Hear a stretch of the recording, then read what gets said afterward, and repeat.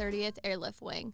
I am Second Lieutenant Alexis Farmer, the Public Affairs Officer for your 130th Airlift Wing. Today's pod will differ from our normal format and focus on a topic paramount to all guardsmen: readiness. More specifically, estate planning and why it's important to our individual readiness. Joining me, we have First Lieutenant John Morgan, the Assistant Deputy Staff Judge Advocate with the 130th Airlift Wing Legal Office. Welcome to the pod, sir. Glad to be here. Thank you for having me. Of course. Every unit training assembly, we hear the importance of readiness for our members. I would like for you to discuss some of the documents your office can help our members create and why they are important. Let's get to it. Great. So starting with the one that everyone is most likely familiar with is the will. What is it and what does it do for our members? So a will does several things. Importantly, your will does not speak until the moment of your death, whereas for these other documents we'll talk about later in this conversation, they really only apply during lifetime. But what does a will do? Mainly, you decide where your assets go upon your death when there are not other instructions for where those assets should go. We'll talk about this a little bit more later, but a will controls your probate estate, meaning the assets that an individual owns in his or her name without a beneficiary designation at the time of his or her death. In this context here, the testator or testatrix, the person who signs the will, might also decide not only where does my property go, but what are the terms for which my property is being disposed. For example, maybe I have young children. I don't want them getting everything that they're entitled to right away at the time they turn 18. So I might set it up so they can get everything when they're 25, 30, something like that. That would not be uncommon. Additionally, with the will, I'll appoint an executor or a personal representative. That's the person who's in charge of administering my estate. I can declare certain funeral wishes. If I have specific funeral wishes, maybe I want to be cremated. That's a good place to put it. Or if you want to be buried somewhere specific, then that can also be declared in a will. That's also the case in terms of the type of funeral that you might want. For example, if I want a religious ceremony, I can specify that. And if I don't, I can specify that as well. Perhaps the most important thing for some of our airmen to have a will for, however, is to name a guardian, the person who's going to be responsible for their minor children in the event of their death. If there is another custodial parent, then, of course, that parent will have the right to be that child's guardian. If there is none, though, then it's a good thing for the service member to declare that rather than letting a local court decide that matter, a very important matter. Okay. Yeah, that definitely makes sense. And then can you talk a little bit about a power of attorney as well?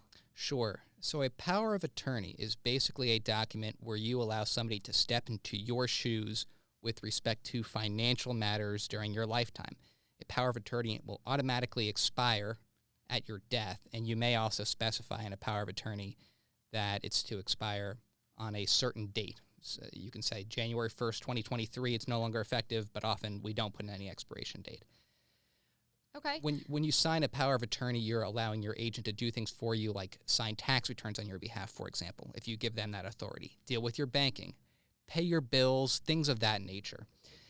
A power of attorney can be either a so-called springing power of attorney or effective right away when the document is signed. Springing power of attorney basically means that the authority doesn't vest in the agent unless and until the principal, the person signing the document, becomes incapacitated.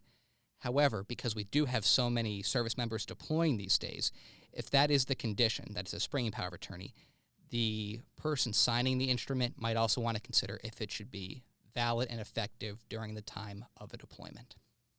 Okay, yeah, that definitely makes sense. These are definitely important documents to have for our members. And can you talk a little bit about the living will, healthcare proxy, advanced medical directive, or the healthcare power of attorney? Sure, I'm glad to talk about that. I'm glad you asked about that because there's a lot of confusion about those documents, but those are really definitional matters. A living will, generally speaking, is where you declare certain end-of-life wishes, like if you want to be placed on life support, if your death appears imminent and you have no hope for recovery. A healthcare power of attorney is where you appoint somebody to make medical decisions for you, just like you appoint somebody to make financial decisions for you in a durable general power of attorney.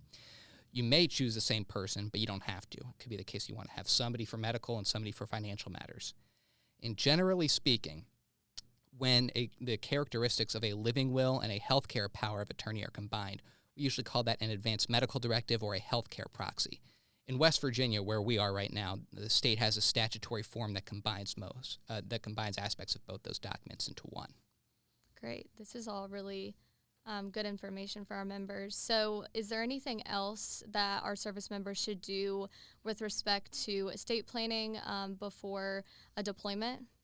It's vital that members, in addition to actually signing these documents, if they're going to do so, don't let the estate planning work end there. It's vitally important to check your beneficiary designations, especially for some of your largest assets, which might be your SGLI or perhaps your TSP, your retirement account. If you have a beneficiary designation on those accounts, whatever you have there will override what you have in your will. If you don't have a beneficiary designation on those agreements, then the terms of your will may control, unless there's some other contract having to do with your TSP that sets default beneficiaries. But just know that that does override what's in your will, and it could also frustrate the intent of your estate plan. For example, if you have a will that sets up something called a testamentary trust, maybe to give children their inheritance at age 25, but you name those children outright as beneficiaries on your SGLI, then nothing's going to be held in them until they're 25. You already have instructions with the SGLI, and those instructions will be followed. So it's important to speak with your local JAG attorney to make sure that everything's in sync.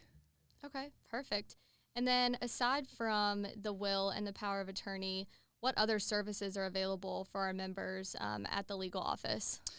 Well, a lot of services are available within the context of legal assistance, certainly related to estates. If there are some basic questions having to do with estate administration, we can help. We're not able to go to court with members and fully help with the probate process wherever that's taking place. But if you have questions about it, you can let us know. There's a variety of other legal assistance areas. It'd be tough to go into them right now, but to put an important qualification on what we can do in terms of estate planning. Our estate planning services are somewhat limited here. If you're coming to us, we can prepare basic documents for you: a will, power of attorney, and a medical directive. You may have heard about a living trust or a revocable trust, coupled with a pour-over will. While I do those types of documents all the time in my civilian practice, that goes beyond the scope of what we can do here. So, for example, if you've got some business interests or if you've got real estate in different states, it might be worthwhile to look into consulting with a civilian attorney when you get back from your deployment. Okay. Well, thank you so much, Lieutenant Morgan, for joining us on the Drop Podcast and for all that you do at the legal office. It's great to have you. It's been my pleasure. Thank you.